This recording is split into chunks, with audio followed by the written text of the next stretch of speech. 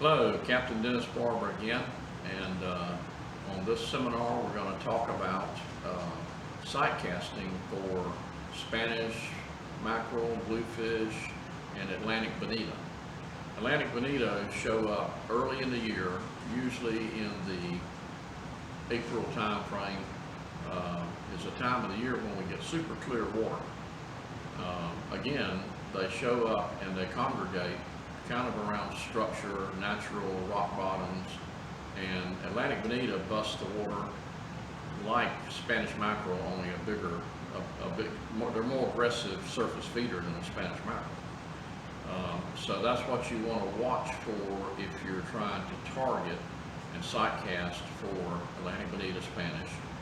And again, they usually congregate around structure. So even if you don't see them busting the water, that's where you want to try sight casting around the structure. This is the type of rod I like to use. It's a 7.5 foot key largo rod with a 4,000 reel. This happens to be a Stratic.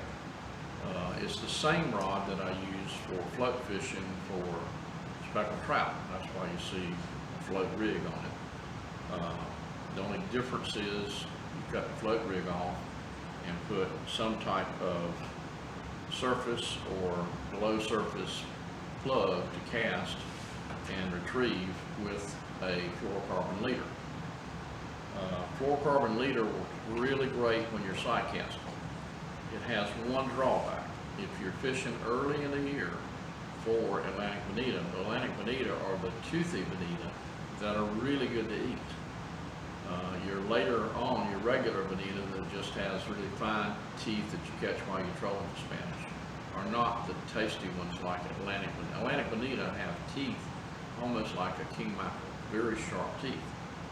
So the way I rig the lure when the Atlantic bonito are around is I'll use a 10 to 15 pound wire, the flexible coated wire.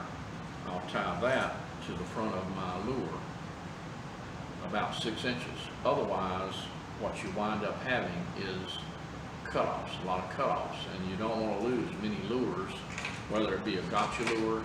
I don't have one with me, but a gotcha lure works good, as well as the Yozuri in this color, in pink, in blue and white. They all work well. This is the deep diver spoon. They have one that's got a longer spoon that's a shallow diver, and it works well too. And this is a Johnson spoon that works great. It's very flashy in water. They just eat it up. But all three of these, if it's early year and they're Atlantic bonito, you need to run a short piece of wire to keep from having so many cutoffs. This one in particular, the wire's off of it, I'm re-rigging it. But if you look at the tooth marks on it, you can see what a Atlantic bonito does to a lure. It's scratched 20% of the paint off the lure. This is a broken back. When you're retrieving this one, it's a little slower in the water. It gives the fish more time to hit it. And again, your Johnson lure is more of a medium retrieve lure. But again, the objective is to try to see the fish, try to cast when you get close to them. Don't get too close, but cast beyond the school and retrieve it through the school if they happen to be busting the water. Or go and work. Sheepshead Rock is a good example. It's a lot of structure, shallow depth, and spring of the year, big blues, Atlantic bonito, and Spanish mackerel congregate. So it's a really good opportunity to do your sight casting on light tackle versus our old standby trolling with spoons, using weights and planers to get them down. It's super effective. I can't stress enough, look for structure, fine structure, or look for schools of fish busting the water. And they migrate, so they're only here for maybe 2 to 3 weeks in the spring of the year. So you have to hit them during that time. Again, the water's super clear. It makes a much more aggressive bite, and you don't have to have the lure quite as close to the fish that you're targeting when it's clear water like that. Rigging wise, I mentioned in the previous seminar, I'm throwing rods with braided line, and then the fluorocarbon 3 feet with the short piece of wire. You can get more distance with this. The 7.5 foot rod gives you, and one reason I use 7.5 is for distance, because if you get too close to schools of Atlantic Bonito or Spanish, you spook them, they go deep and you miss the fish. So get yourself a long enough rod, limber enough rod to be able to get that distance with a heavy enough lure or spoon to give you some casting range based on the weight of the lure.